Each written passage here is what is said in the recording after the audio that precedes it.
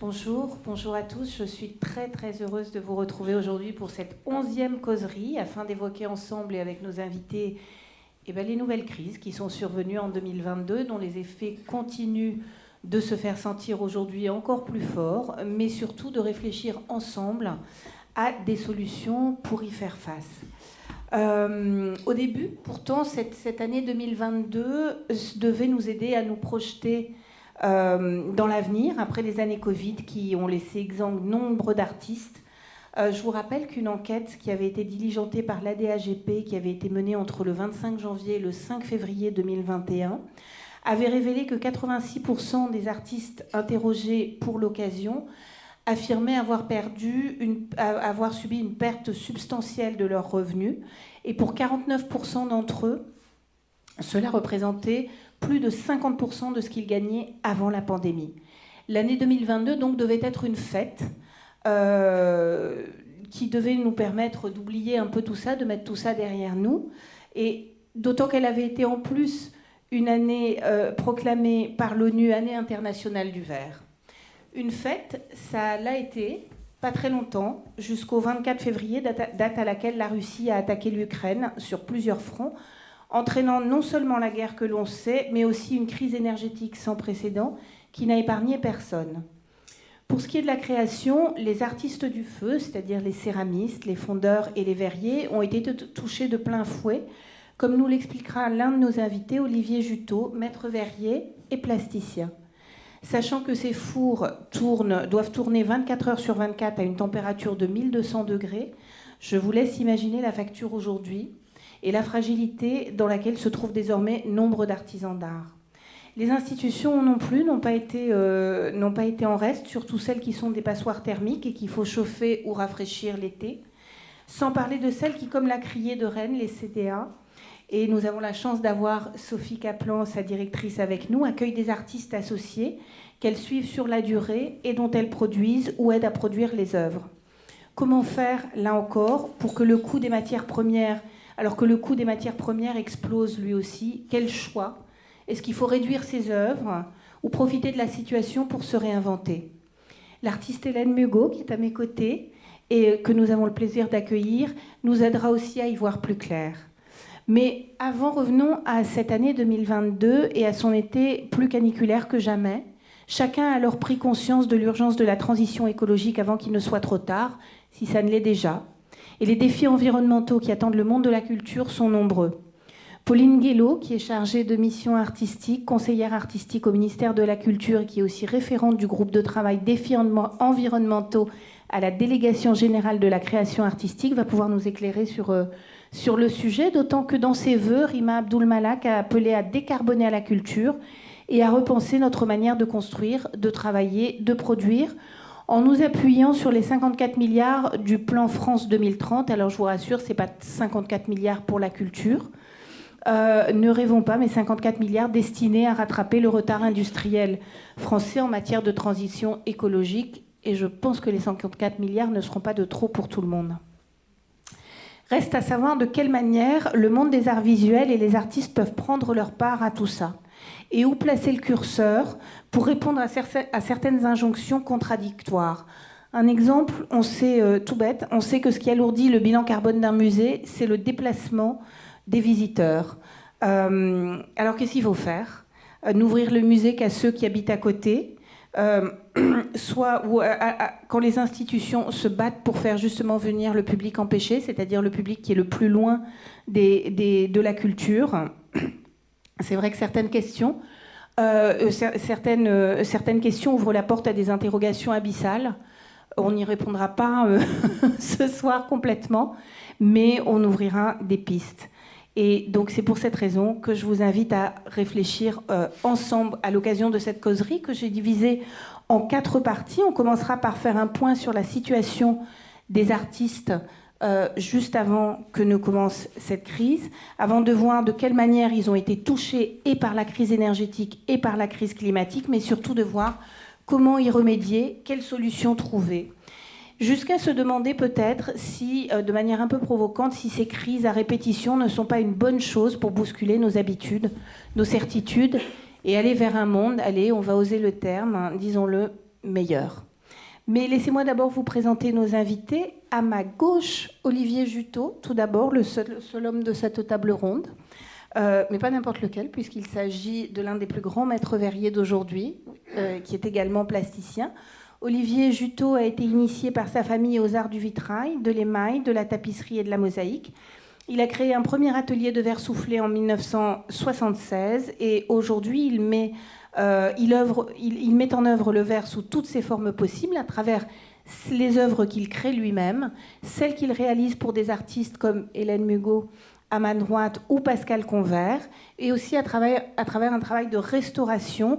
On lui doit ainsi celle des verres du verre des candélabres du pont Alexandre III, comme les colonnes et linteaux de la grande serre tropicale du Jardin des Plantes. Je voudrais aussi vous présenter complètement à ma droite Sophie Kaplan, qui est historienne de l'art, commissaire d'exposition et depuis 2012 directrice à Rennes de la Criée, le Centre d'art contemporain. Sophie était auparavant chargée des expositions à la Galerie nationale du Jeu de Paume, puis à l'École nationale des beaux-arts de Paris, avant de prendre la tête du Centre rhénan d'art contemporain d'Altkirch en 2007. Sophie Kaplan est également coprésidente de DCA, l'Association pour le développement des centres d'art, et également membre du CIPAC, la Fédération des professionnels de l'art contemporain. À vos côtés, Sophie, donc il y a Hélène Mugot, que je voudrais vous présenter, qui définit elle-même son œuvre comme obsédée par la toute lumière. Tout a commencé pour Hélène à la Villa Médicis à Rome, où elle a séjourné pendant 2 ans, de 1976 à 1979, en tant que peintre, et où elle a compris que la lumière était son véritable sujet, ce qui l'a amenée à fréquenter différentes institutions, comme le célèbre MIT dans le Massachusetts, aux États-Unis. Si vous ne connaissez pas son œuvre, je vous invite à la découvrir d'abord sur son site hélène.mugot.com ou de penser à réserver la monographie à venir qu'elle prépare grâce à une bourse de la DAGP, avant d'aller voir ses œuvres en vrai, comme le Passage, en 2 mots, qui est installé dans le porche qui sépare l'entrée de la cour d'honneur du musée Mandé de Rion, qu'elle a ponctué de petits miroirs en verre poli. Hélène Mugot a également beaucoup enseigné, notamment à l'École supérieure d'Angers, EPCCTALM. Et enfin, permettez-moi de vous présenter Pauline Guelot, qui est historienne de l'art et commissaire d'exposition, et comme je vous l'ai dit, aujourd'hui chargée de mission artistique et conseillère artistique au ministère de la Culture, et référente du groupe de travail Défis environnementaux à la délégation générale de la création artistique. Elle a travaillé au Palais de Tokyo, au Louvre, et au Louvre ensuite de 2006 à 2013, comme chargée de coordination et de programmation pour l'art contemporain. Elle a également été responsable de la programmation culturelle à l'École nationale supérieure d'architecture de Paris-Val-de-Seine. Et elle a rejoint la délégation aux arts visuels du ministère en tant que chargée de mission pour la commande artistique en 2020. Et là, vous vous êtes formée aux enjeux de la culture et de l'écologie depuis. Donc vous allez pouvoir nous éclairer sur cette partie-là. Mais avant de rentrer dans le vif du sujet, je voudrais déjà vous demander Hélène, comment vous allez et comment après le Covid, déjà, est-ce que vous avez pu vous remettre du Covid avant d'être prise dans les filets de ces nouvelles crises ? Je dirais que je suis une privilégiée dans la mesure où, parallèlement à ma carrière d'artiste, j'ai enseigné dans les écoles des beaux-arts. Donc, je bénéficie, pour amortir les chocs, j'ai bénéficié d'un salaire, et maintenant que je suis retraitée de l'enseignement supérieur des beaux-arts, j'ai une retraite qui n'est pas mirobolante, mais enfin qui calme des angoisses. Ceci dit, c'est vrai que les années Covid ont été assez dures. J'ai 3 expositions qui ont sauté, donc déjà, bon, on disparaît de la scène. Ensuite de ça, même si les honoraires qu'on vous sert dans des expositions sont très maigres, en tout cas, c'est des honoraires qui manquent, c'est des ventes qui ne se font pas. Et disons que c'est vrai que voilà, c'est des vaches maigres. Voilà, c'est des années de vaches maigres. Après, bon, je me plains pas vraiment parce que, en plus, je pense que personnellement, j'ai beaucoup modifié mon travail et que, en tout cas, par rapport au coût énergétique, je ne suis pas très dépendante maintenant de ça. On va y revenir. Et vous, Olivier, comment vous avez pu traverser ces dernières années ? Est-ce que vous avez pu... Prenez un micro aussi. Alors j'ai aussi de la chance parce que les travaux que je fais sont des travaux conséquents en verre et exemple, toutes les dalles de verre du Grand Palais sont les travaux qui sont engagés, qui durent 3-4 ans. Donc moi, je n'ai pas vraiment subi d'impact au niveau des commandes, au niveau des travaux à faire. J'ai subi un impact au niveau de la hausse des coûts énergétiques, forcément, comme tout le monde. Comme tout le monde. Voilà. J'ai la chance d'être resté un client historique d'EDF et donc de bénéficier des contrats, comme on dit, les contrats, pas protégés, mais les contrats réglementés. Oui. Les contrats réglementés. Voilà. Mais j'ai beaucoup de contacts avec l'ensemble de la communauté des verriers en France et beaucoup sont en grande souffrance parce qu'ils sont partis chez des fournisseurs alternatifs qui leur promettaient des prix moins élevés et maintenant ils se le prennent. Le prix de la fourniture a complètement explosé avec des élévations de coûts considérables. Pour nous donner une idée un peu de l'impact de cette crise énergétique sur vos factures, est-ce que vous pouvez nous dire de combien elles ont augmenté par rapport à ce que vous payez il y a encore en 2022 ou en 2021 ? Sur ces 2 années, l'augmentation a été à peu près identique pour le gaz et l'électricité, c'est 35%. Mais je m'en tire très très bien. C'est très peu d'augmentation. Oui. Maintenant, pour aller plus loin, il faudrait savoir quelle incidence, quelle est la hauteur sur le prix de l'œuvre finie, vendue dans une galerie, de l'œuvre d'art, le coût énergétique, qu'est-ce qu'il représente ? Là, il faut faire davantage de calculs pour ça. Moi, je le vois tous les jours, et j'ai un four qui tourne, des consommations à payer, donc je suis très sensible à ça. Mais je l'étais déjà avant, j'étais déjà soucieux de ça. Parce que quand on dirige son entreprise, on est soucieux de ses coûts de production. Donc j'y ai toujours fait attention. Voilà, donc c'est pas s'appliquer à consommer moins, à organiser mieux son travail, je le fais depuis toujours. Est-ce que vous avez moins d'artistes qui viennent vous voir, justement parce que pour eux, ça reviendrait trop cher de réaliser une œuvre en verre ? J'ai pas la sensation qu'il y ait moins de demandes. Il y a toujours beaucoup de demandes. Oui. Alors, elles n'aboutissent pas toujours, mais des demandes, il y en a énormément. Bien souvent, ce sont des demandes en ce qui concerne des produits verriers, qui émanent de designers, qui émanent d'architectes, de décorateurs, d'artistes, ou des gens du patrimoine, parce qu'il faut restaurer tel ou tel pavé de verre qui manque. Il faut les réassortir à l'identique avec les pavés anciens qui sont conservés, qui sont classés monuments historiques. Bon. La difficulté, c'est que ces travaux-là ont été budgétés avec des subventions, que tout a été réglé à l'avance, et quand on a un ordre de service 2 ans après, il faut que ça rentre dans le même budget. Oui. Et là, il faut discuter. Ça peut devenir compliqué. Là, ça coince. D'accord. Hélène, est-ce que vous avez, vous qui avez vous avez beaucoup travaillé le verre, vous avez travaillé avec Olivier, est-ce que vous y réfléchissez à 2 fois aujourd'hui, justement par rapport à cette crise, si vous imaginez vouloir une pièce en verre ? Je peux dire que, par exemple, sur des exemples très concrets, la Fondation Schneider a actuellement un mur de larmes dans sa collection. Ça fait des années que je lui demande de bien vouloir fabriquer un petit trésor de secours pour le cas d'accident, quand dans une exposition, on peut avoir un peu de casse. Et là, on arrive donc en s'adressant, on s'est adressé à Saint-Louis. Dôme n'a pas accepté de faire un travail aussi, disons, différent de sa production. Ça, il faut dire aussi que moi qui a beaucoup travaillé avec Baccarat, avec Dôme, j'ai vu changer aussi la mentalité des directeurs commerciaux qui au début étaient d'une générosité, d'une gentillesse, d'une humanité absolument délicieuse pour travailler et qui maintenant sont des machines comptables et donc ils refusent même des choses parce qu'ils n'ont pas de temps pour les insérer dans les commandes, disons, sûres et industrielles. Et les prix ont explosé. Je veux dire, une grosse goutte de cristal de mon mur aujourd'hui coûte 400 €, ce qui est dément. Et que vous payez combien Alors là, c'est pas moi qui la paye, heureusement, c'est la fondation. Quand l'œuvre a été créée, ou en tout cas... Alors d'abord, quand l'œuvre a été créée, j'ai payé la matière. Ils m'ont fait payer le cristal, et les cristalliers m'ont offert tous les jours, ils cueillaient 10 gouttes de cristal après leur journée de travail, et ils me l'offraient. Donc c'est moi qui ai payé le mur de cristal, et j'ai pu le payer. Je me souviens plus ce que ça m'a coûté à l'époque, mais à mon avis, ça m'a coûté en francs de l'époque, je ne sais pas, peut-être 5 000 francs. Voilà.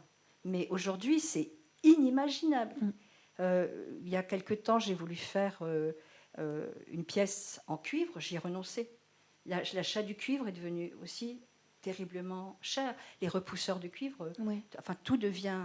Enfin, je veux dire, si vous n'avez pas une commande, si pour un artiste comme moi, qui la plupart du temps, les œuvres, elles émergent de mon désir avant de rencontrer une commande. Bon, il y a eu des commandes, mais enfin, je pense qu'un artiste, il travaille de lui-même. Il n'est pas en train d'attendre qu'on le commande, qu'on lui commande une œuvre. C'est des cadeaux, je veux dire, de temps en temps qui font du bien, mais c'est pas comme ça que ça fonctionne, la création. Est-ce que vous avez l'impression d'être obligé de réduire vos rêves aujourd'hui, ou J'en ai d'autres. Oui, j'en ai d'autres. Voilà. Je sais pas. Il y a d'autres choses que je pourrais dire. Par exemple, vous parliez de la pièce à Rion qui s'appelle Passage. Oui. Bon, aujourd'hui, cette œuvre a été abîmée parce que le musée n'a pas débloqué les financements pour refaire le plafond au-dessus du passage. Et donc, on a eu des infiltrations d'eau. Et si on avait très vite restauré la toiture, on n'aurait pas l'état aujourd'hui où cette œuvre est. Eh bien, aujourd'hui, avec les coûts que les communes ont à assumer, la restauration est suspendue. Pareil pour le musée Colette à Saint-Sauveur-en-Puisée, ce qui est hallucinant. On fait aujourd'hui les 150 ans de la naissance de Colette. Le ministère, la sous-direction des musées de France avait attribué des sommes, et comme vous savez, ces sommes, il faut que les régions, les départements mettent aussi de leur poche. La mairie de Saint-Sauveur-en-Puisée, qui est une petite commune, elle est littéralement en redressement judiciaire. Donc, ne pouvant pas, elle, emprunter, enfin, trouver des financements, l'argent du ministère s'est évaporé. Donc, si vous voulez, c'est des trucs en chaîne comme ça, c'est des réactions en chaîne qui se produisent.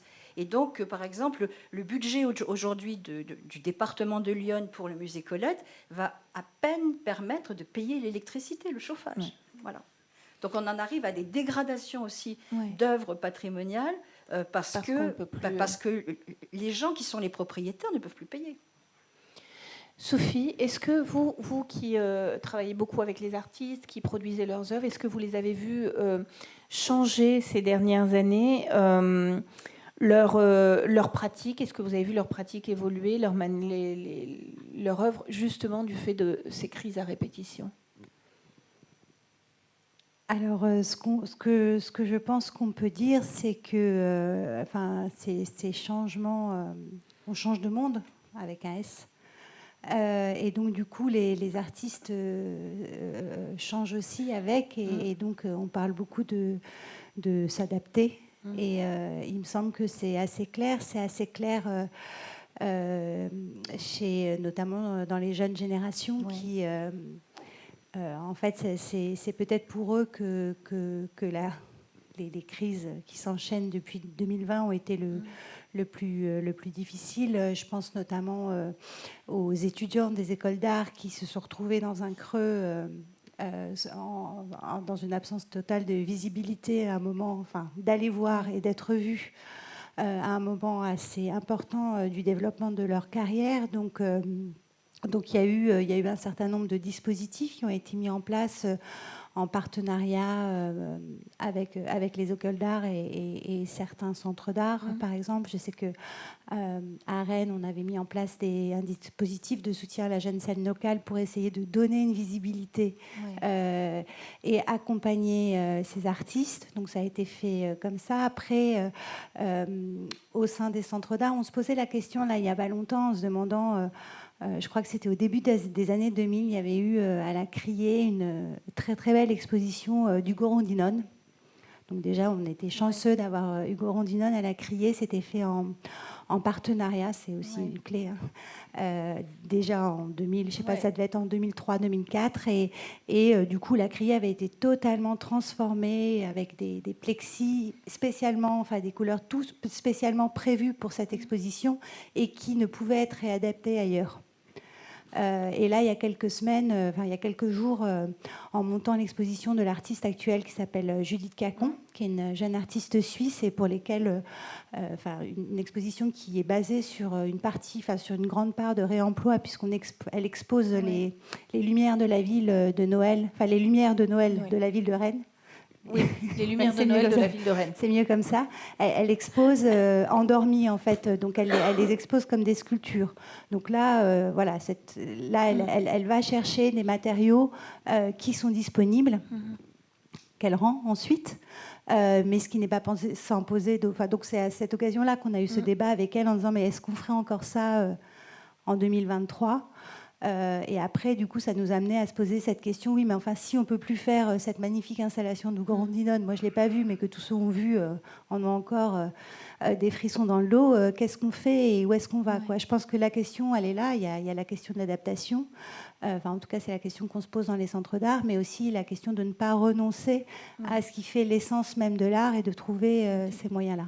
Mais est-ce que vous, là, aujourd'hui, vous avez des expositions qui sont en danger ou que vous n'allez pas faire, justement parce que vous avez des coûts qui explosent Alors,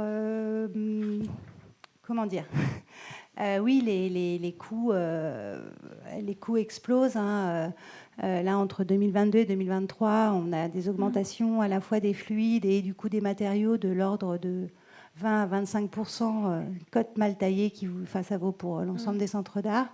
Après, c'est variable en fonction du bâtiment, de plein de choses. Donc, ce que quelques centres d'art ont fait, c'est qu'on est en train de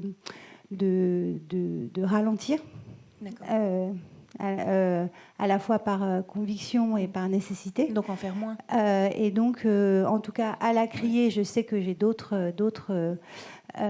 y a d'autres centres d'art pour lesquels c'est le cas. On est passé en 2019, on avait 4 expositions par an. En 2021, quand on a rouvert, 2021-22, on n'en a plus que 3. Donc, ce qui nous permet en fait d'absorber le coût des augmentations. Donc évidemment, ça fait un ou une artiste de moins qui est exposée. D'accord. Voilà. Est-ce qu'il y a d'autres choses sur lesquelles vous économisez, entre guillemets ou oui, sur pas entre guillemets. On économise sur le chauffage, voilà, comme tout le monde. Donc, si vous venez à la Criée, prenez votre pull, voilà, ou dans les bureaux. Enfin, on économise partout là où on peut. Mais aussi, on a, et ça c'est très positif, on repense l'ensemble de nos c'est ce que, comme vous disiez, on repense l'ensemble de nos savoir-faire en se posant vraiment la question, mais est-ce que ça vaut la peine, est-ce que l'énergie au sens propre, au double sens propre qu'on y met est vraiment là où il faut la mettre. Donc ça, c'est une question qu'on se pose beaucoup plus que, en tout cas moi, qu'il y a une dizaine d'années. C'est venu progressivement, avec quand même un tournant 2020. Est-ce que vous avez le sentiment d'être aidé par... oui. Je demanderai à Pauline par rapport aux aides. Alors clairement, là, je parle du coup...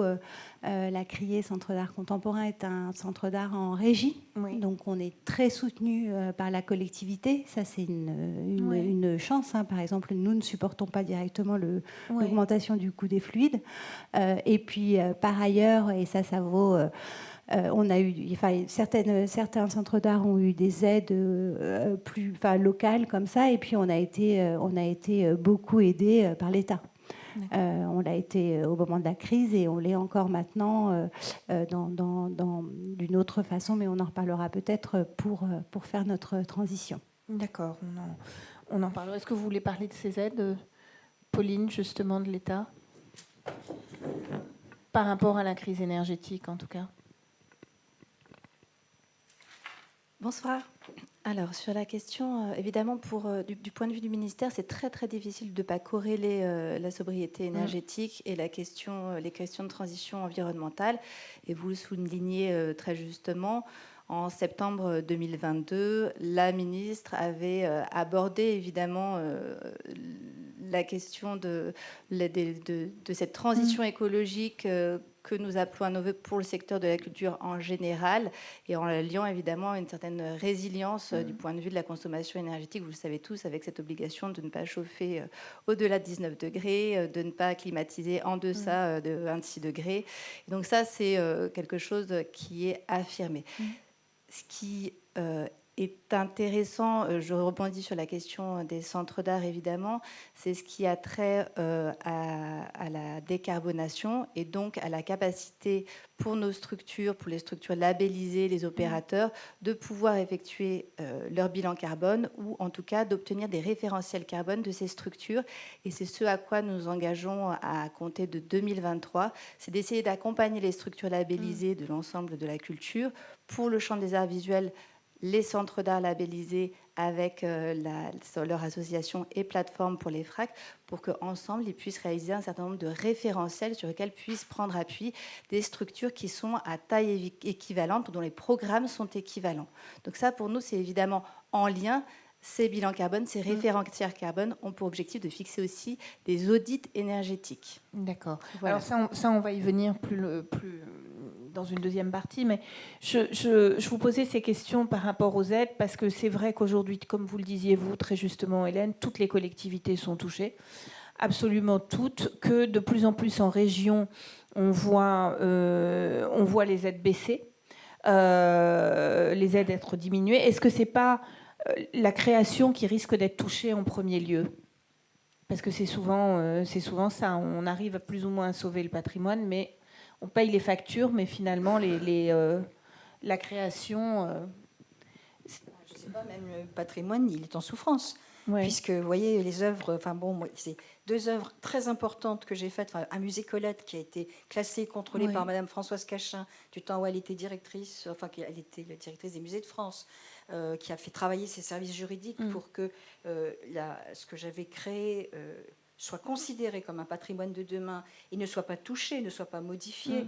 Bon, modifié, je veux dire, on va le modifier quand on aura de l'argent pour moderniser toutes sortes d'outillages qui sont vétustes aujourd'hui. Mais un musée, quand même, sur un des plus grands écrivains français, parce qu'il est effectivement en région, dans un village, que la propriété, c'est le village et le conseil général. Qui est une région pauvre, Lyon. Je crois que le directeur de la culture m'a dit que 70% des fonds qu'ils ont, c'est le chomage. Ils payent les RSA. Donc, si vous voulez, on est dans des inégalités aussi de régions, et le patrimoine, dans des régions pauvres, il souffre terriblement. Et je veux dire, on a commencé une restauration qui était normale au bout de 25 ans d'existence, mais elle est suspendue, elle n'est pas finie. Et pendant ce temps-là, la pluie tombe, l'humidité s'infiltre, le chauffage est coupé. Enfin, donc dedans, il y a des collections, il y a mon œuvre, et qui se dégrade. Olivier, vous le sentez, ces baisses de subventions, ça commence à arriver, ou vous n'êtes pas directement... Alors, je ne suis pas directement concerné au premier chef. Par contre, quand il y a un centre d'art comme le domaine de Chaumont-sur-Loire, qui paye des productions artistiques pour les exposer, qui reçoit 750 000 visiteurs par an, évidemment, au bout d'un moment, elle ne pourra pas abonder son budget de production d'œuvres d'art pour les artistes qu'elle invite à exposer, que ce soit dans les jardins ou à l'intérieur du château. Et là, ça va se ressentir. Alors, comme ce sont des choses qui sont programmées à long terme, il y a un phénomène de décalage. Peut-être qu'aujourd'hui, on ne sait pas vraiment encore quel désastre s'annonce autour de la création artistique à cause de ces problèmes-là. Mais on va y arriver parce qu'inévitablement, ça va jouer quelque chose. Pauline, on a commencé à évoquer là ce que vous faites, mais est-ce que vous pouvez nous dire ce que c'est... en quoi ça consiste d'être référente du groupe de travail défis environnementaux à la Délégation générale de la création artistique? Alors, c'est assez simple, c'est une question de structuration. Donc, pendant la période du Covid, nous avons été plusieurs à nous organiser en fait en groupe de travail. Et parmi ces groupes de travail, il y a une évidence qui s'est installée, c'était cette question d'écologie. Ce groupe de travail il est vraiment à l'initiative d'inspecteurs de la création. Il y en a un parmi nous, Guy Tortosa, qui est spécialisé dans les arts visuels, Frédéric Sarr et Nicolas Vergniaud, qui ensemble ont eu ce désir de porter l'écologie sous le prisme de la création. J'insiste là-dessus, c'est vraiment la mission de la DGCA et pas forcément celle des patrimoines. Donc on a eu cette attention sur la question, la mobilisation des artistes dans leur esthétique, dans leur pratique, c'est-à-dire leur capacité d'être acteurs pour sensibiliser les publics au travers de leurs œuvres, et puis aussi un autre volet, une conjoncture qui était liée à l'éco-conception et aux manifestations, avec cette réflexion qui était aussi, et vous l'avez souligné, que dans le champ des arts visuels, il y avait une certaine avancée. On l'a constaté notamment avec la mise en place de la charte d'écologie dans le cadre des états généraux des festivals, et qu'on avait un petit terrain comme ça à rattraper, ou en tout cas faire valoir notre spécificité. Donc ce groupe aujourd'hui, il se situe au niveau de l'administration centrale, mais on l'a ouvert aussi aux services déconcentrés, donc dans les DRAC, dans les directions régionales des affaires culturelles. Et on va retrouver un certain nombre de conseillers pour les arts plastiques ou de conseillers dans d'autres domaines dans les DRAC. Ça permet aussi d'avoir un ancrage territorial, et on s'est réparti un certain nombre de sujets. Donc parmi les axes prioritaires, j'en ai parlé tout à l'heure, il y a la question du référentiel carbone. Il y a l'intention aussi d'un pacte d'engagement pour les structures avec des solutions de critères qui sont choisis par les structures pour entamer leur transition écologique. Et la question de la formation qui est tout à fait essentielle. D'abord, notre formation, parce que nous ne sommes pas experts, en tout cas nous n'étions pas experts dans ce domaine-là, et nous sommes loin d'être des ingénieurs en capacité de réaliser des bilans carbone. La formation, évidemment, donc, des opérateurs, des établissements, peut-être demain des lieux labellisés. Et ça a commencé, ça, ou pas encore ? Alors, toute la formation interne, oui, évidemment. D'accord. Sur les opérateurs interne, sur c'est-à-dire interne au ministère ? Interne, c'est toute l'administration centrale, les services déconcentrés, les opérateurs. Et on a une formation avec des services déconcentrés, tout ça. Services déconcentrés, donc les DRAC en région. Les opérateurs, ça peut être le Palais de Tokyo, le Jeu de Paume, la Villa Médicis. On a un module central qui est plutôt un module de sensibilisation pour comprendre pourquoi la culture doit s'engager aussi dans cette transition, parce qu'effectivement, on n'est pas les plus pollueurs, c'est une évidence. Mais en même temps, qu'est-ce qu'on peut faire et quels sont les caractères spécifiques, quels vont être les repères qu'on peut avoir par rapport à ces sujets, quels sont les acteurs en présence. Je vois une représentante des Augures, par exemple, qui est vraiment aujourd'hui une des associations phares sur la question des arts visuels. Et puis, on va avoir ensuite des modules spécifiques sur la question, par exemple, du numérique, qui est encore une fois un endroit où on doit vraiment convaincre quel est l'impact du numérique. C'est aussi un des axes prioritaires qu'avait souligné la ministre. Vous allez convaincre les artistes ou les institutions, d'abord ? La question, c'est...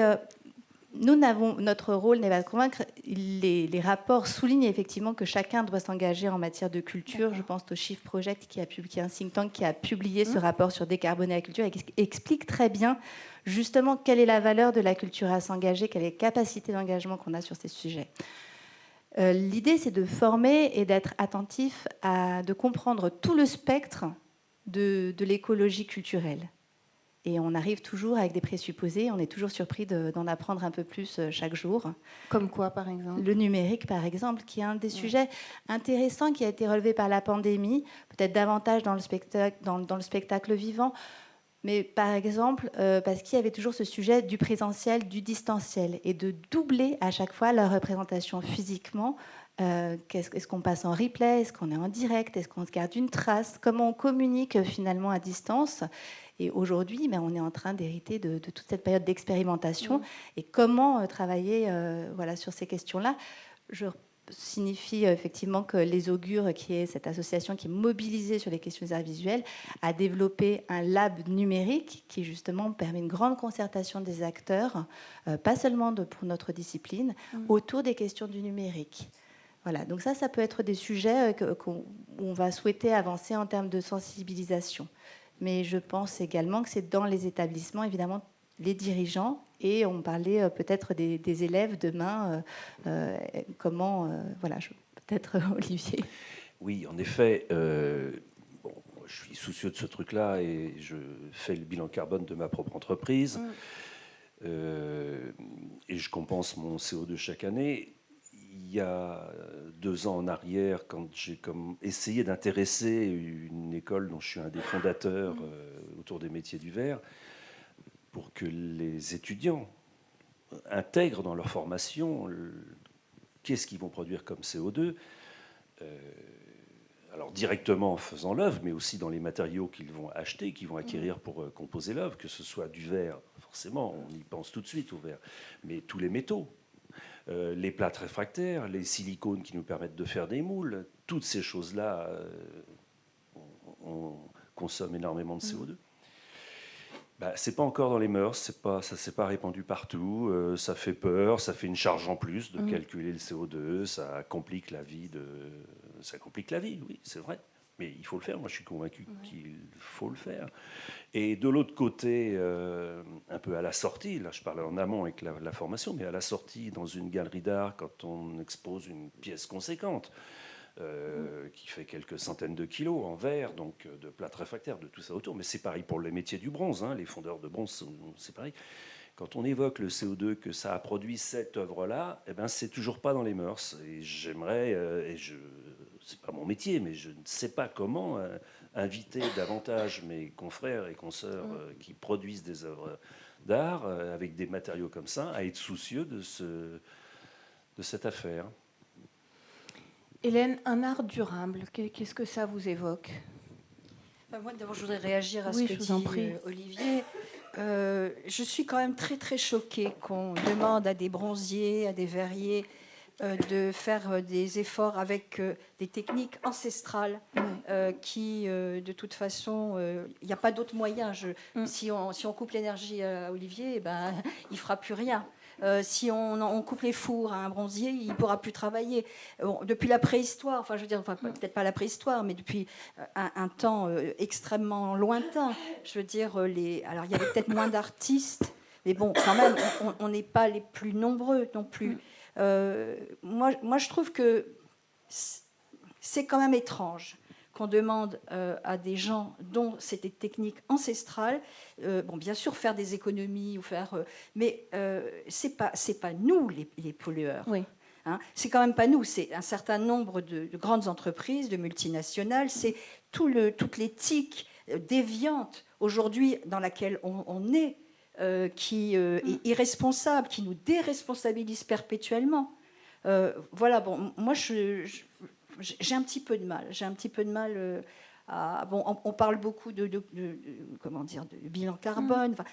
Qu'est-ce qu'on va faire ? On va faire de la comptabilité. On va publier encore des articles, des comptes rendus qui vont dire le palais de Tokyo, il a fait un petit effort, on a un peu moins chauffé.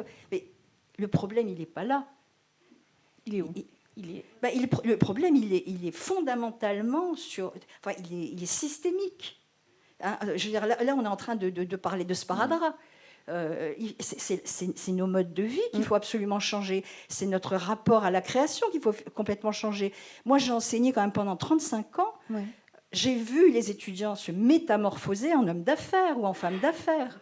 À mettre leur CV avant leur création. J'ai fait passer des diplômes où on avait des discours extraordinaires sur des œuvres inexistantes. Il y a plein de choses fondamentales sur lesquelles il faut qu'on réfléchisse. Alors évidemment, on peut mettre des sparadraps sur tout ce qui craque de partout, hein, mais le problème, il est capital. Et la réflexion à faire, c'est pas une réflexion comptable. Hein. Sophie, ça vous choque qu'on demande aux artistes de...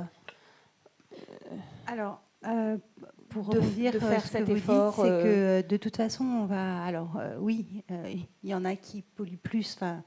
Les centres d'art, on est les bons élèves, en fait. On ne pollue pas beaucoup, mais pourquoi ? Parce qu'en fait, on n'est pas très riche, donc on dépense moins. Donc il y a cette logique implacable aussi de et qui vaut pour ce qui vaut pour le monde des arts vaut pour le monde en général, c'est-à-dire les plus pauvres sont les moins pollueurs. Et donc il y a une logique Mais Mais donc ça, c'est un fait dans lequel on est tous pris. Mais du coup, la question qu'on se pose, enfin que je me pose moi en tant que directrice d'un centre d'art, c'est comment, à mon endroit, je peux agir. Et ça, c'est une question qui devient passionnante parce qu'on peut... alors, je sais bien que on ne va pas tout résoudre, mais en tout cas, on peut essayer de voir qu'est-ce qu'on peut faire. Qu'est-ce qu'on peut faire au niveau de nos programmations. C'est-à-dire qu'il y a un certain nombre le Palais de Tokyo, par exemple, Guillaume Desanges a publié ce petit traité de permaculture institutionnelle qui est un pas, qui est une réflexion. Je pense que ce qu'il y a d'assez intéressant dans le moment qu'on vit, c'est que en fait, tout est dans l'expérimentation. On essaye plein de choses. Donc nous, les centres d'art, c'est notre boulot. Donc on est content pour ça. On n'est pas content en général, mais donc il y a ça. Il y a pas mal d'initiatives aussi. Là, le centre d'art de Malakoff a coupé les fluides là, pour 5 mois. Et donc ça, c'est voilà, ils font l'expérience, c'est-à-dire qu'ils y vont, et ça c'est un vrai choix. Ils ont coupé les fluides. Et c'est-à-dire la programmation s'appelle Couper les fluides. Ça a commencé, ça devait commencer jeudi, mais ils n'ont pas pu, il y avait grève. Donc ça a commencé là ce week-end. Je ne sais pas si certains d'entre vous y étaient, mais c'est une expérimentation. Je crois qu'ils appellent ça des alternatives pragmatico-utopique. Mais ça consiste pragmatique-utopique. Ils coupent tout et ils voient comment ça se passe. Voilà. Après, j'y étais pas ce week-end et donc ils coupent l'eau, l'électricité, le gaz et ils inventent avec les artistes des nouvelles façons de faire sans ça pendant 5 mois. Et notamment parmi ces artistes, ils ont invité par exemple un artiste qui s'appelle Laurent Tixador. Qui est un artiste qui travaille justement dont le travail, depuis une vingtaine d'années, va dans travailler avec rien à partir de la récupération. Et il mène tout un travail avec des étudiants de l'école d'art de Rennes pour essayer je crois qu'ils vont fabriquer une sculpture ou un habitat, je ne sais plus trop, et je crois qu'ils ne savent pas trop encore, à partir de ce qu'ils ont sous la main, sans rien d'autre. Donc évidemment, c'est une proposition qui va vraiment radicale. Il n'est pas question qu'on revienne tous au néolithique, hein, mais en tout cas, ce que je vais dire, c'est que dans le... Mais oui, donc bien sûr.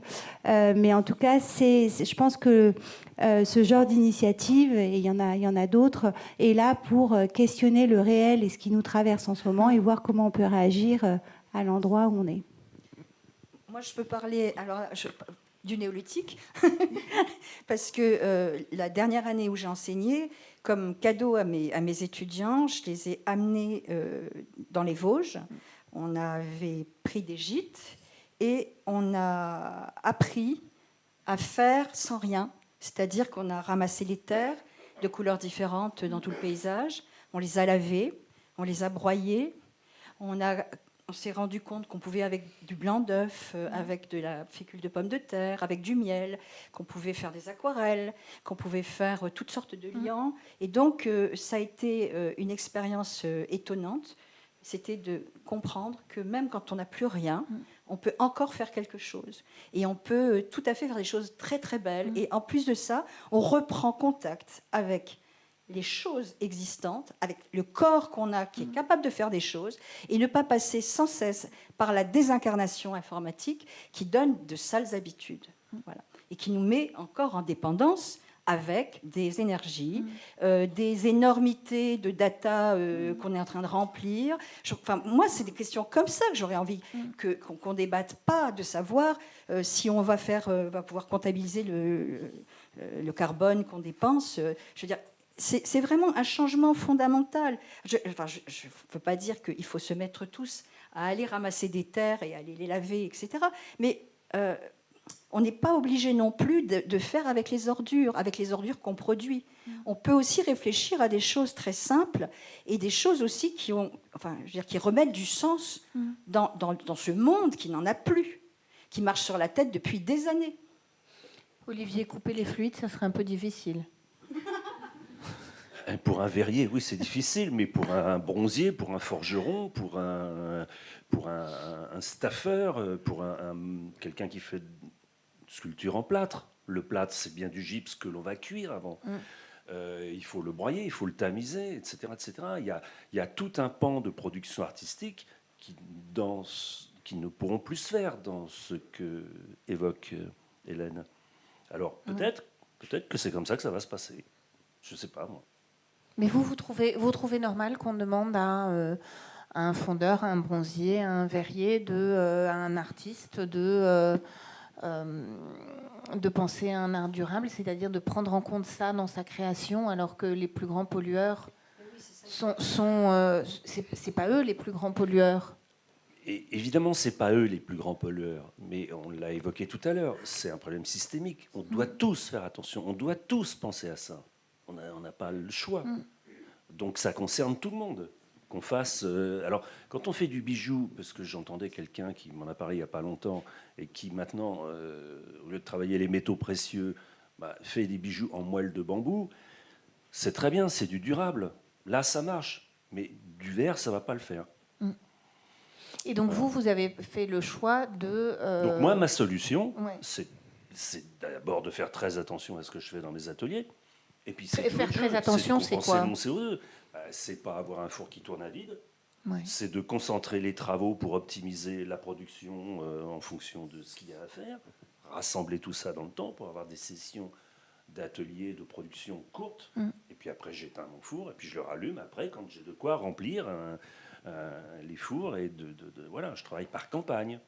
Alors que c'est vrai qu'il y a quelques années, je ne suis pas là pour parler spécialement de mon entreprise, mais l'ensemble de mes collègues dans les métiers d'art, dans ceux qui fabriquent ces objets d'art, on était un peu insouciants de tout ça. On pouvait laisser un four tourner 2-3 jours à vide, sans travailler, ou en faisant autre chose, parce que quand on a son entreprise, on fait plein d'autres trucs que la production directe. On fait sa compta, on fait son secrétariat, on fait plein d'autres choses. Mais le four était à 1200 degrés, puis il tournait 3-4 jours d'affilée sans rien dedans. qu'on l'utilise. Eh ben, ça, on ne peut plus le faire aujourd'hui. Vous mutualisez ? Alors, mutualiser les ateliers dans l'esprit latin, c'est très compliqué. Pourquoi ? Pour avoir visité les anglo-saxons plein de fois, mes confrères, eux arrivent à partager des ateliers à plusieurs, à l'exploiter, c'est-à-dire à avoir sagement une production sous l'entité de cet atelier, un catalogue avec les pièces, c'est la marque de l'atelier. Et puis en plus, ils ont chacun leur production personnelle, et ils arrivent à s'entendre, à faire un calendrier, des heures consommées par chacun, de tel équipement, etc. Ils savent régler leur compte, et ça se passe bien. Il y a eu plusieurs tentatives dont j'ai pu faire partie, et puis, je ne sais pas, moi je mets ça sur le dos de l'esprit latin, ça ne marche pas très bien. Jusque-là, ça ne marche pas, mais on va être obligé d'y venir, c'est pareil, et ça commence à bouger. Moi je le vois, parce que c'est un peu SOS vert en permanence à la maison. Donc certains, allô, mon four, il me consomme 5 000, 10 000 euros par mois de gaz. Qu'est-ce que je peux faire ? Mon brûleur, les fours, les isolants, qu'est-ce que je peux faire ? Je donne les solutions que moi j'ai mis au point dans mes ateliers. Et puis, voilà. Et puis, ils viennent travailler à la maison aussi quand ils ont un peu de travaux. Donc, oui, moi, ça m'intéresse tout ça. Mais il faut le mettre en place, c'est long, c'est laborieux quand même. Parce qu'il faut une modification dans la tête des personnes, des acteurs. Et elle ne se fait pas encore ? Il y a des inerties autour de ça. Il y a beaucoup d'inerties. Mais cette inertie, vous l'expliquez comment ? Parce que jusque-là, on était un peu tous insouciants de ça. Voilà. On est un gâchis perpétuel. Oui. Là, on est poussé, quoi. Donc on va y aller, on va le faire. Est-ce que, par exemple, réfléchir aux œuvres, une œuvre monumentale, c'est une œuvre qui consomme beaucoup plus, a un coût énergétique beaucoup plus important. Est-ce que, par exemple, il faut commencer à réfléchir en ces termes-là aussi, en plus petit, ou On n'a pas imposé ça à un artiste. Je crois qu'on n'a pas à l'imposer. Ce qui fait l'œuvre monumentale, c'est pourquoi elle doit exister, où elle va, qu'est-ce qu'elle va honorer, cette œuvre monumentale, qu'est-ce qu'elle va évoquer. Il faut qu'il y ait toujours de la place pour des œuvres monumentales. De toute façon, on n'a pas le choix. L'humain est fabriqué avec ça. Et s'il y a une colonne Trajane, c'est parce qu'on a décidé de faire quelque chose de monumental. Et il y aura demain et après-demain encore des colonnes Trajane. Elles seront peut-être en moelle de bambou, je ne sais pas, mais pour que ça soit durable et écologique. Mais on ne l'empêchera pas. Ouais. Comme on ne peut pas empêcher l'homme d'aller toujours plus vite et de faire toujours des choses et de relever des défis en permanence. C'est sa nature profonde. Et il faut s'adapter avec ce qu'on a et ce qu'on aura demain. C'est la nature profonde de l'homme occidental. Enfin, je ne sais pas. Quand on pense à des peuples amazoniens, ils ont réussi pendant très très longtemps à ne pas détruire l'environnement dans lequel ils étaient, à se mettre dans une espèce de relation d'écho et d'écoute absolue avec ce qu'ils utilisaient, à s'en aller quand ils commençaient à risquer de piller trop l'endroit. Enfin, c'est ce que j'appelle justement cette folie systémique dans laquelle on est, nous, qui a été ouverte avec l'industrialisation, la duplication perpétuelle. Même, on pourrait même dire, enfin, moi j'ai un peu vécu ça quand j'étais toute jeune à l'école des Beaux-Arts, la transformation aussi, la professionnalisation des artistes. Je ne parle pas de toi, Olivier, toi qui est appuyé sur une technique, sur un matériau, mais je veux dire, l'esprit des étudiants des Beaux-Arts post-68, c'est pas du tout celui d'aujourd'hui. Et on ne pensait pas à des carrières, on pensait aux œuvres. Moi, je sais que quand j'ai eu cette bourse Fulbright aux États-Unis en 86, j'étais scotchée d'entendre les artistes américains. Chaque fois que je venais pour leur parler de leurs œuvres, ils me parlaient de leur CV, de leurs expositions. Donc il y avait cet esprit, en fait, de, comment on pourrait dire, de professionnalisation. Alors, je ne dis pas que l'obscurité d'un artiste en fait le talent, mais quand même, il y a quelque chose que je trouve quand même qui a beaucoup changé, c'est la perspective qu'il y a dans la tête de beaucoup de jeunes et de gens en général aujourd'hui. C'est une forme de réussite, de compétition. Comment je peux passer devant l'autre, comment je peux me faire voir, qui je dois connaître pour avancer. Est-ce que c'est pas louable pour un artiste de vouloir que le plus de gens possible voient son œuvre? Ah oui, bien sûr, ça c'est le problème de l'exposition. C'est le problème. D'ailleurs, s'il n'y a pas d'exposition, d'une certaine manière, il n'y a pas d'œuvre parce qu'elle est faite dans l'atelier. Si elle n'est pas montrée, si elle n'est pas partagée, si elle n'est pas donnée, il manque le morceau qui fait que, eh ben, il y a de l'art, c'est-à-dire qu'il y a une rencontre avec un public, il y a une émotion qui se passe, il y a quelque chose qui part vivant chez la personne qui a reçu l'œuvre. Donc c'est capital. C'est capital, ça. Avant de parler de la question du public, je me tourne vers Pauline. Quand vous entendez, je ne vous ai pas demandé à vous, quand vous entendez Hélène dire c'est pas aux artistes à faire un effort, qu'est-ce que ça vous inspire? Alors moi, pour repenser à toutes vos formations. Je pense à beaucoup de choses. La première, c'est que effectivement, il faut faire confiance aux artistes qui travaillent quand même dans une certaine économie de moyens, mais qui ont cette capacité quand même d'innover, d'expérimenter en permanence, et donc peut-être d'aller chercher aussi d'autres manières de faire quand le besoin se fait ressentir. Et ça, je pense qu'il ne faut jamais l'écarter et primer vraiment sur la création et garder ça toujours comme objectif premier. La seconde chose, c'est qu'effectivement, on constate, Sophie faisait référence à une artiste qu'elle exposait actuellement, le désir, le souhait, mais qui date de fort longtemps, des artistes aussi de travailler avec peut-être pas des objets de rebut, je dirais, mais en tout cas de recycler, de penser justement au cycle de vie des matériaux de plus en plus, qu'on a aujourd'hui un terme pour désigner finalement cet avant, des matériaux avant, et puis la perspective aussi après la monstration. Quel est le devenir des œuvres, d'où viennent les matériaux et où vont-ils? Donc c'est aussi très intéressant ici de penser cette économie circulaire, et je pense qu'avec les matériothèques, avec aujourd'hui la réserve des arts, etc., c'est en train d'entrer dans l'ADN et dans la manière de penser pour certaines disciplines artistiques, bien sûr. Et puis il y a aussi le désir de certains artistes qui, dans la manière qu'ils ont de concevoir les œuvres, ont envie d'un accompagnement.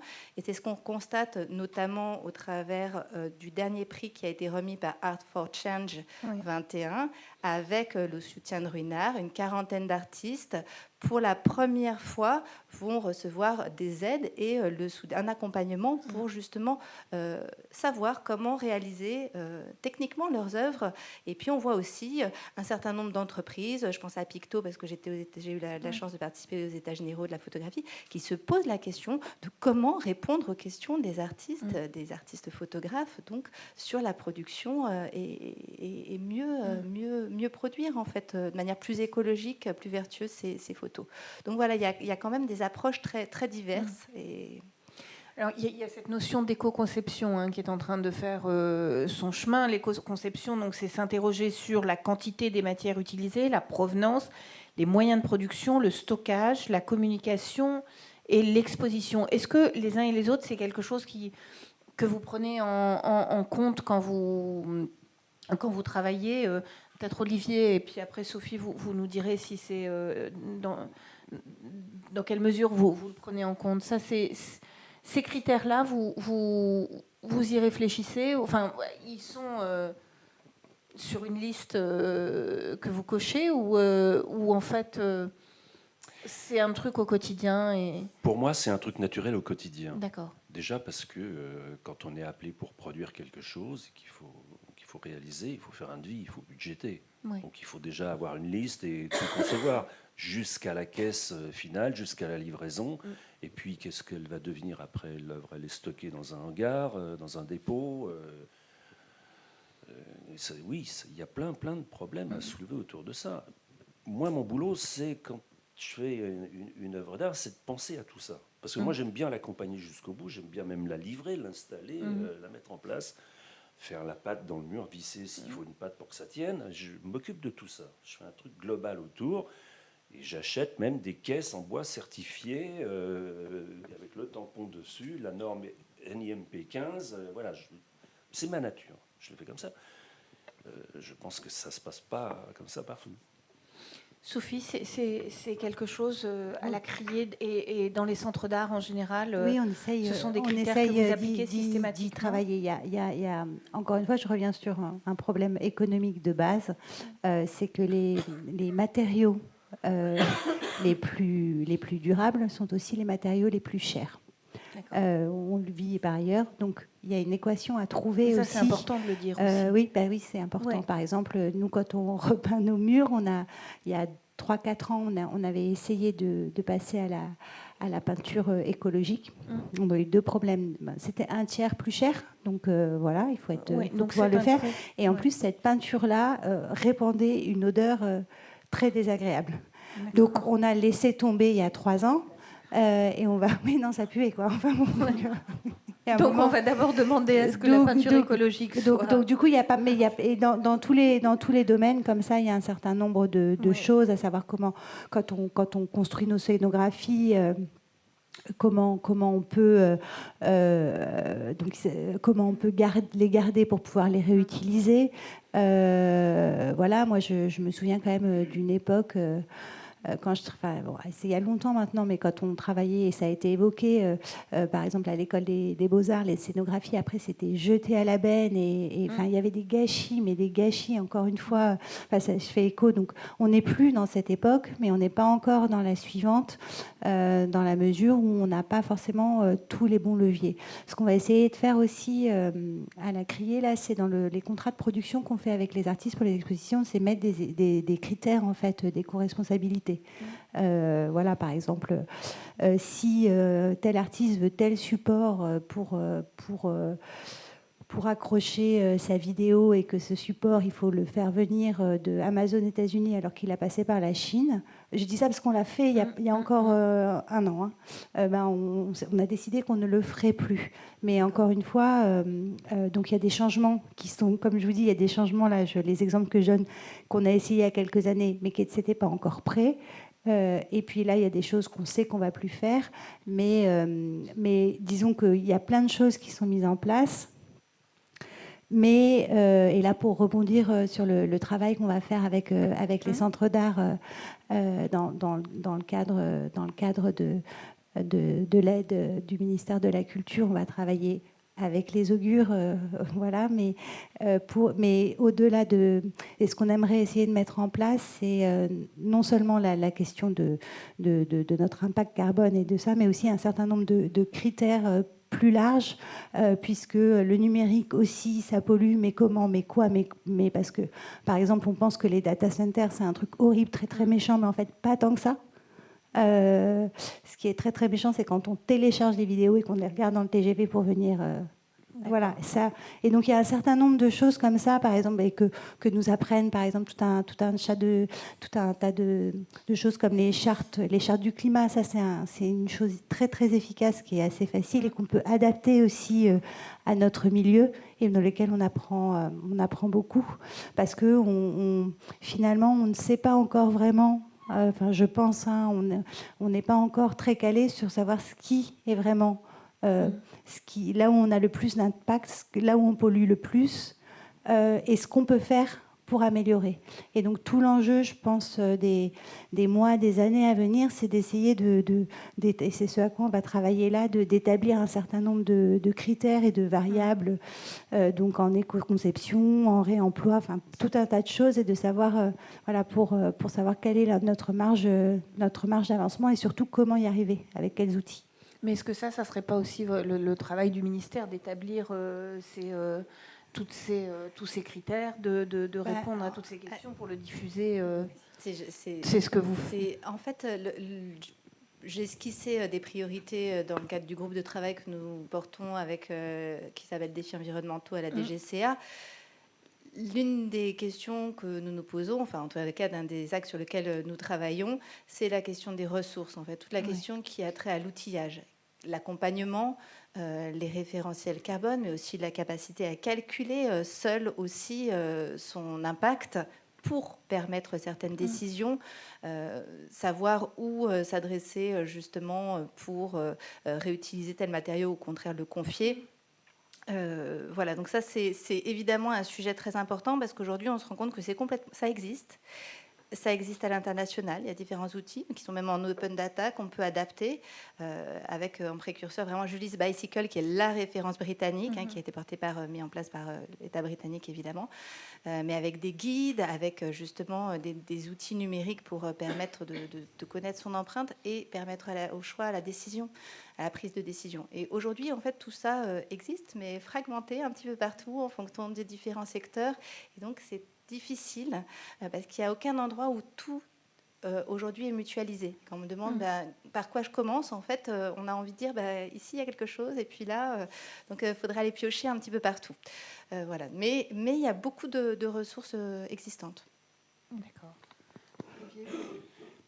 Oui, je mesure par exemple que dans l'atelier, nous refondons du verre optique recyclé.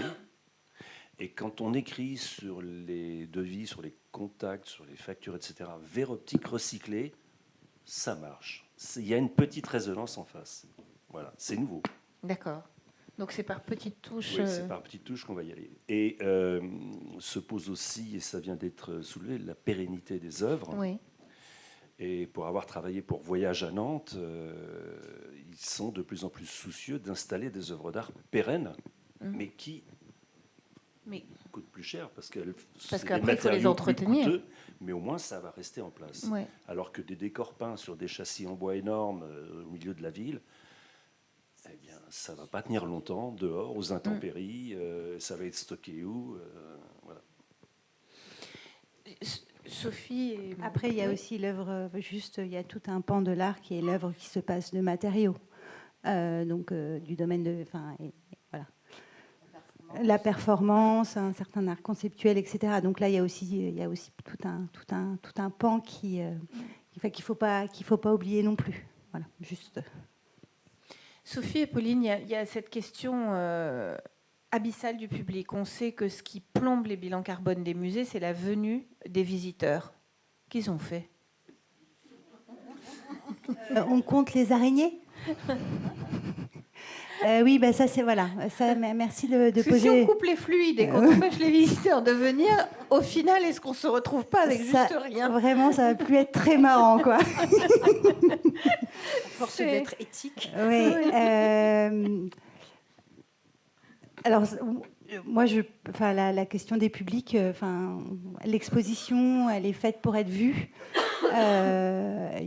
On se bat depuis des années pour que l'art, et notamment l'art contemporain, trouve un public le plus large possible.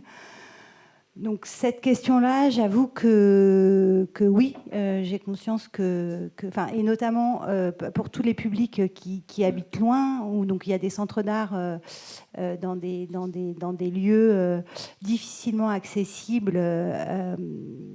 Voilà, je pense à la synagogue de Delme ou au lac de Vassivière, où on ne peut pas venir en transport en commun.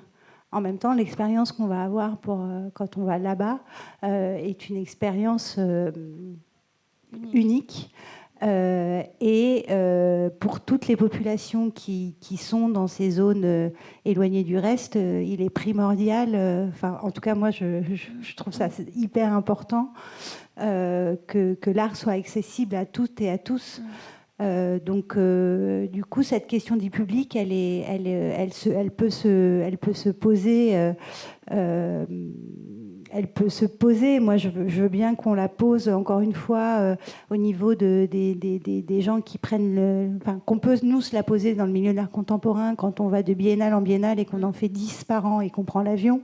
On peut se la poser au niveau d'un tourisme qui s'est hyper développé toutes ces années, les touristes du week-end, mais qui sont encore une fois des gens qui ont plus de moyens que la moyenne, etc.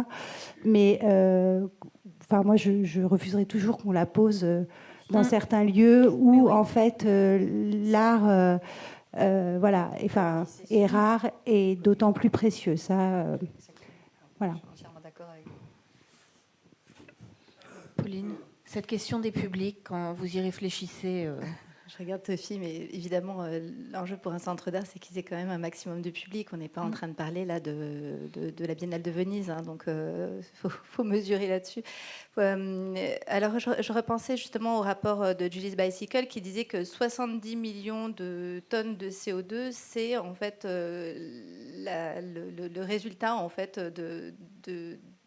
au niveau de la consommation carbone du secteur des arts visuels à l'échelle planétaire pour un an. Et donc sur cette frange-là, il y a 74% qui est effectivement l'impact du déplacement des publics. Le reste, c'est du fret, c'est des choses, ça reste finalement proportionnellement assez petit.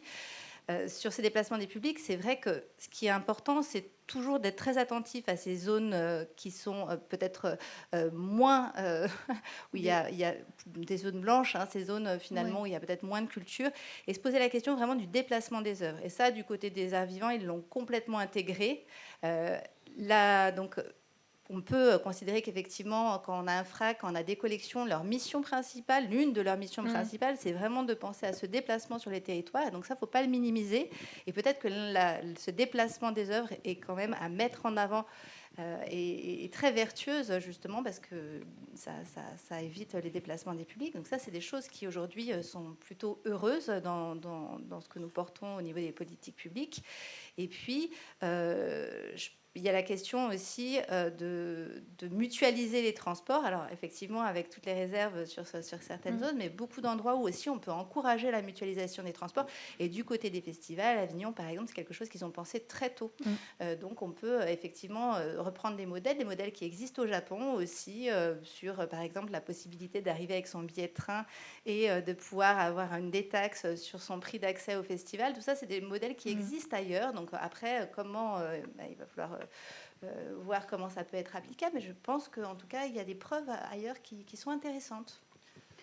Mais en tout cas, je pense qu'on a quand même besoin là et ça va se faire dans les prochaines années, je l'espère, d'avoir sur ces impacts visiteurs, d'avoir plus de précision sur quel type de visite, dans quel lieu, parce que c'est 14%, c'est hyper flippant, et là, on a tendance à se dire, bah oui, non, faut qu'on arrête de recevoir des visiteurs du coup. Fluide, là.